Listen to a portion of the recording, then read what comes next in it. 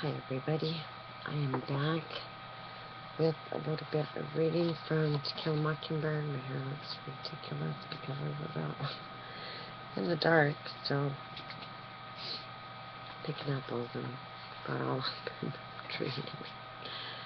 Last night I read, I think, 3 chapters, or 10, 11, and 12 maybe, or 11, 12, and 13, 11, 12, and 13, and the last chapter was the chapter where Aunt Alexandra comes to visit, and she has some different kind of ideas about the way the kids should be being raised, and especially Scout. And Scout isn't any too excited about having her around, enforcing new rules and making her be acting like a girl and all that kind of stuff. Okay? So, chapter 14. Although we heard no more about the Finch family from Aunt Alexandra, we heard plenty from town. On Saturdays, armed with our nickels, when Jim permitted me to accompany him, he was now positively allergic to my presence when in public. We would squirm our way through sweating sidewalk crowds and sometimes hear, "There's his chillin'," or "Yonder's some Finches." Turning to face our accusers, we would see only a couple of farmers studying the anima bags in the Mako drugstore window, or 2 dumpy country women in straw hats sitting in a Hoover cart. "They can go loose and rape up the countryside for all of 'em who run this country care," was one obscure observation we met head-on from a skinny gentleman when he passed us, which reminded me that I had a question to ask Atticus. "What's rape?" I asked him that night. Atticus looked around from behind his newspaper. He was in his chair by the window. As we grew older, Jim and I thought it generous to allow Atticus 30 minutes to himself after supper. He sighed and said that rape was carnal knowledge of a female by force and without consent. Atticus looked pensive. "Oh, I'm sorry. Well, if that's all it is." He sighed and said rape was carnal knowledge of a female by force and without consent. "Well, if that's all it is, why did Calpurnia dry me up when I asked her what it was?" Atticus looked pensive. "What's this again?" "Well, I asked Calpurnia, coming from church that day, what it was, and she said ask you, but I forgot to, and now I'm asking you." His paper was now in his lap. "Again, please," he said. Told him in detail about our trip to church with Calpurnia. Atticus seemed to enjoy it, but Aunt Alexandra, who was sitting in a corner quietly sewing, put down her embroidery and stared at us. "You all were coming back from Calpurnia's church that Sunday?" Jim said, "Yes'm, she took us." I remembered something. "Yes'm, and she promised me I could come out to her house some afternoon. Atticus, I'll go next Sunday if it's all right, can I? Cal said she'd come get me if you were off in the car somewhere." "You may not." Aunt Alexandra said it. I wheeled around, startled, and then turned back to Atticus in time to catch a swift glance at her. But it was too late. I said, "I didn't ask you." For a big man, Atticus could get up and down from a chair faster than anybody I ever knew. He was on his feet. "Apologize to your aunt," he said. "I didn't ask her. I asked you." Atticus turned his head and pinned me to the wall with his good eye. His voice was deadly. "First, apologize to your aunt." "I'm sorry, Auntie," I muttered. "Now then," he said, "let's get this clear. You do as Calpurnia tells you. You do as I tell you. And as long as your aunt's in this house, you will do as she tells you. You understand?" I understood, pondered a while, and concluded that the only way I could retire with a shred of dignity left was to go to the bathroom, where I stayed long enough to make them think I had to go.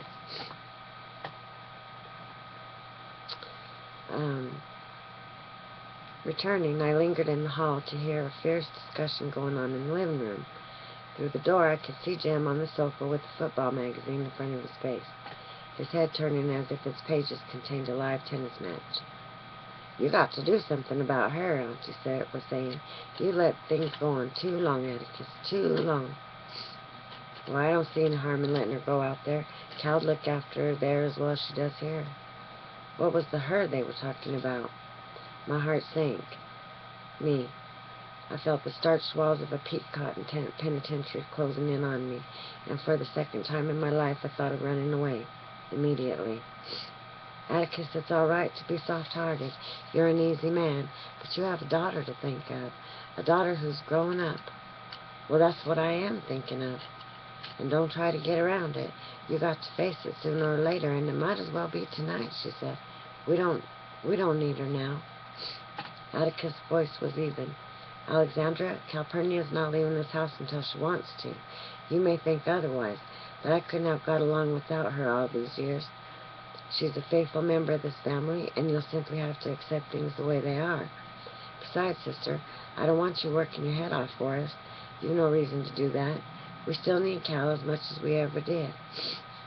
But Atticus, besides, I don't think the children have suffered one bit from her having brought them up. If anything, she's been harder on them in some ways than a mother would have been. She's never let them get away with anything. She's never indulged them the way most colored nurses do. She tried to bring them up according to her lights, and Cal's lights are pretty good.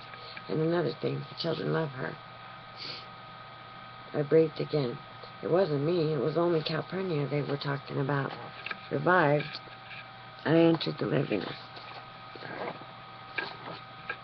Come on, Papa. Revived, I entered the living room. Atticus had retreated behind his newspaper, and Alexandra was wearing her embroidery. Punk, punk, punk. Her needle broke the taut circle. She stopped and pulled the cloth tighter. Punk, punk, punk. She was furious. Jim got up and padded across the rug. He motioned me to follow. He led me to his room and closed the door. His face was grave. They'd been fussing, Scout. Jim and I fussed a great deal these days, but I had never heard of or seen any quarrel with Atticus. It was not a comfortable sight. Scout, try not to antagonize Auntie here. Atticus's remarks were still rankling, which made me miss the request in Jim's question. My feathers rose again. You trying to tell me what to do? No, it's just, well, he's got a lot on his mind right now without us worrying him. Like what? Atticus didn't appear to have anything especially on his mind. It's this Tom Robinson case that's worrying him to death. I said Atticus didn't worry about anything. Besides, the case never bothered us except about once a week, and then it didn't last. That's because you can't hold something in your mind but a little while, said Jim. It's different with grown folks. His maddening superiority was unbearable these days. He didn't want to do anything but read and go off by himself. Still, everything he read he passed along to me, but with this difference. Formerly, because he thought I'd like it. Now, for my edification and my instruction. Gee, crawling over, Jim. Who do you think you are? Now, I mean it, Scout. You antagonize Auntie, and I'll spank you. Well, with that, I was gone. You damn morphodite, I'll kill you. He was sitting on the bed, and it was easy to grab his front hair and land one on his mouth. He slapped me, and I tried another left, but a punch in the stomach sent me sprawling on the floor. It nearly knocked the breath out of me, but it didn't matter because I knew he was fighting. He was fighting me back. We were still equals. Ain't so high and mighty now, are you? I screamed, sailing in again. He was still on the bed, and I couldn't get a firm stance, so I threw myself at him as hard as I could, hitting and pulling and pinching and gouging. What had begun as a fist fight became an all-out brawl. We were still struggling when Atticus separated us. That's all, he said. Now both of you get to bed right now. Pow, I said at Jim. He was being sent to bed at my bedtime. Who started it? Asked Atticus in resignation. Jim did. He's trying to tell me what to do. I don't have to mind him now, too, do I? Atticus smiled. Let's just leave it at this. You mind Jim whenever he can make you. Fair enough? Aunt Alexandra was present but silent, and when she went down the hall with Atticus, we heard her say, just one of the things I've been telling you about, a phrase that united us again. Ours were adjoining rooms. As I shut the door between them, Jim said, Night, Scout. Night, I murmured, picking my way across the room to turn on the light. As I passed the bed, I stepped on something warm and resilient and rather smooth. It was not quite like hard rubber, and I had the sensation that it was alive. I also heard it move. I switched on the light and looked at the floor by the bed. Whatever I had stepped on was gone. I tapped on Jim's door. "What?" he said. "How does a snake feel?" "Sort of rough and cold and dusty." "Why?" "I think there's one under my bed. Can you come and look?" "Are you being funny?" Jim opened the door. He was in his pajama bottoms. I noticed, not without satisfaction, that the mark of my knuckles was still on his mouth. And when he saw I meant what I said, he said, "You think I'm going to put my face down to a snake? You got another thing coming. Hold on a minute." He went to the kitchen and fetched the broom. "You better get up on the bed," he said. "You reckon it's really wine?" I asked. This was an occasion. Our houses had no cellars. They were built on stone blocks a few feet above the ground, and the entry of reptiles was not unknown, but was not commonplace. Miss Rachel Haverford's excuse for a glass of neat whiskey every morning was that she never got over the fright of finding a rattler coiled in her bedroom closet on her washing when she went to hang up her negligee. Jim made a tentative swipe under the bed. I looked over the foot to see if a snake would come out, but none did. Jim made a deeper swipe. "The snake's grunt?" "It ain't a snake," Jim said. "It's somebody." Suddenly, a filthy brown package shot from under the bed. Jim raised the broom and missed Dill's head by an inch when it appeared. "God Almighty!" Jim's voice was reverent. We watched Dill emerge by degrees. He was a tight fit these days. He stood up and eased his shoulders, turned his feet in their ankle sockets, rubbed the back of his neck. Circulation restored. He said, "Hey!" Jim petitioned God again, and I was speechless. "I'm about to perish," said Dill. "Got anything to eat?" In a dream, I went to the kitchen. I brought him back some milk and half a pound of cornbread left over from supper. Dill devoured it, chewing with his front teeth, as was his custom. I finally found my voice. "How'd you get here?" "By an involved route." Refreshed by food, Dill recited his narrative. Having been bound in chains and left to die in the basement — there were basements in Meridian — by his new father, who disliked him, and secretly kept alive on raw field peas by a passing farmer who heard his cries for help. The good man poked a bushel pod by pod through the ventilator. Dill worked himself free by pulling the chains from the wall. Still in wrist manacles, he wandered 2 miles out of Meridian, where he discovered a small animal show and was immediately engaged to wash the camels. He traveled with the show all over Mississippi until his infallible sense of direction told him he was in Abbott County, Alabama, just across the river from Macon. He walked the rest of the way. "Well, how'd you get here?" asked Jim. He had taken $13 from his mother's purse, caught the 9 o'clock from Meridian, got off at Macon Junction. He had walked 10 or 11 of the 14 miles to Macon, off the highway in the scrub bushes lest the authorities be seeking him, and had ridden the remainder of the way, clinging to the backboard of a cotton wagon. He had been under the bed for 2 hours, he thought. He had heard us in the dining room, and the clink of forks on plates nearly drove him crazy.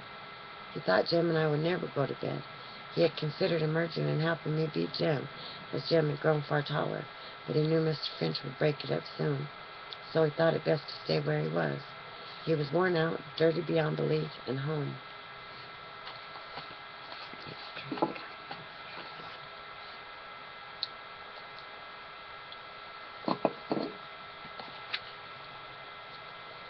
"They must not know you're here," said Jim. "We know if they were looking for you." "Think they're still searching all the picture shows in Meridian," Dill grinned. "You ought to let your mother know where you're at," said Jim. "You ought to let her know you're here." Dill's eyes flickered at Jim, and Jim looked at the floor, and then he rose and broke the remaining code of our childhood. He went out of the room and down the hall. "Atticus," his voice was distant, "can you come here a minute, sir?" Beneath its wet-streaked dirt, Dill's face went white. I felt sick. Atticus was in the doorway. He came to the middle of the room and stood with his hands in his pockets, looking down at Dill. I finally found my voice. "It's okay, Dill. When he wants you to know something, he tells you." Dill looked at me. "I mean, it's all right," I said. "You know he wouldn't bother you. You know you ain't scared of Atticus." "I'm not scared," Dill muttered.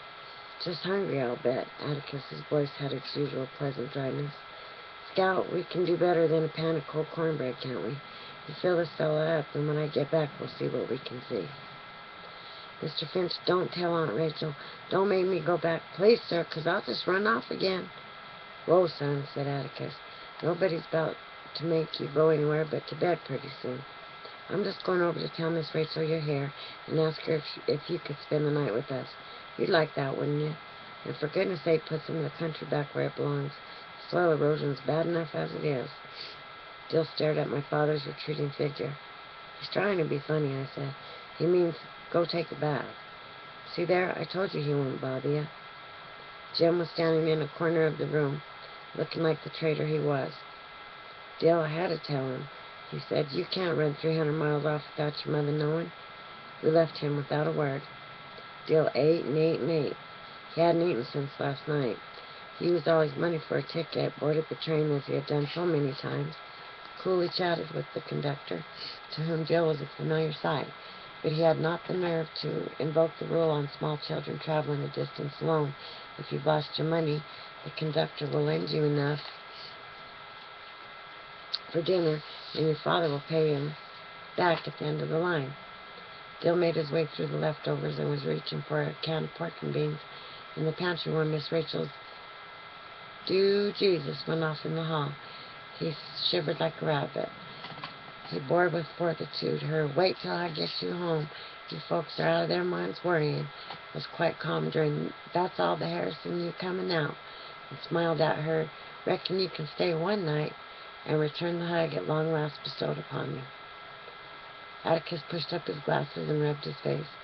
"Your father's tired," said Aunt Alexandra, her first words in hours, it seemed. She had been there, but I suppose struck dumb most of the time. "You children get to bed now." We left them in the dining room, Atticus still mopping his face. From rape to riot to runaways, we heard him chuckle. I wonder what the next 2 hours will bring. Since things appeared to have worked out pretty well, Dill and I decided to be civil to Jim. Besides, Dill had to sleep with him, so we may as well speak to him. I put on my pajamas and read for a while, and found myself suddenly unable to keep my eyes open. Dill and Jim were quiet, and when I turned off my reading lamp, there was no strip of light under the door to Jim's room either. I must have slept a long time, for when I was punched awake, the room was dim with the light of the setting moon. "Move over, Scout." I thought he had to, I mumbled. "Don't stay mad with him." Dill got in bed beside me. "I ain't," he said. "I just wanted to sleep with you. Are you waked up?" By this time I was, but lazily so. "Well, why'd you do it?" No answer. I said, "Why'd you run off? Was he really hateful like you said?" "No." "Didn't y'all build that boat like you wrote you were gonna?" "He just said we would, but we never did." I raised up on my elbow, facing Dill's outline. "It's no reason to run off. They don't get around to doing what they say they're going to do half the time." That wasn't it. They just wasn't interested in me. This was the weirdest reason for flight I had ever heard. How come? Well, they stayed gone all the time, and when they were home, even they'd get off in a room by themselves. What did they do in there? Nothing, just sitting and reading, but they didn't want me with them. I pushed the pillow to the headboard and sat up. "You know something? I was fixing to run off tonight because there they all were. You don't want them around you all the time." "You don't want them around you all the time, Dill." Dill breathed his patient breath, a half sigh. "Good night. Atticus is gone all day, and sometimes half the night, and off in the legislature, and I don't know what. You don't want them around all the time, Dill. You couldn't do anything if they were." "Well, that's not it." As Dill explained, I found myself wondering what life would be if Jem were different, even from what he was now. What I would do if Atticus did not feel the necessity of my presence, help, and advice. Why he couldn't get along a day without me. Even Calpurnia couldn't get along unless I was there. They needed me. "Dill, you ain't telling me right. Your folks couldn't do without you. They must just be mean to you." "Tell you what to do about that." Dill's voice went on steadily in the darkness.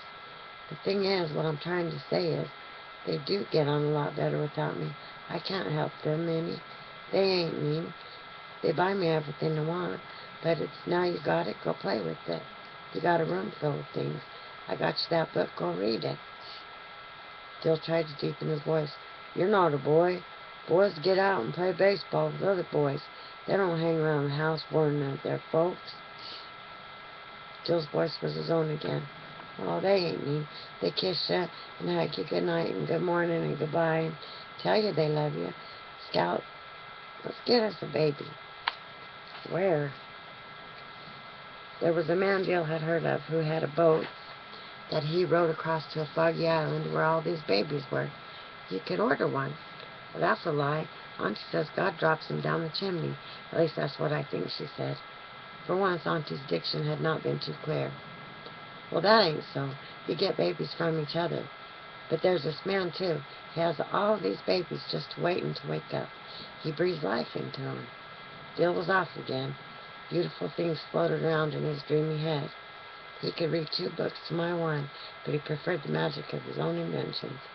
He could add and subtract faster than lightning, but he preferred his own twilight world, a world where babies slept, waiting to be gathered like morning lilies.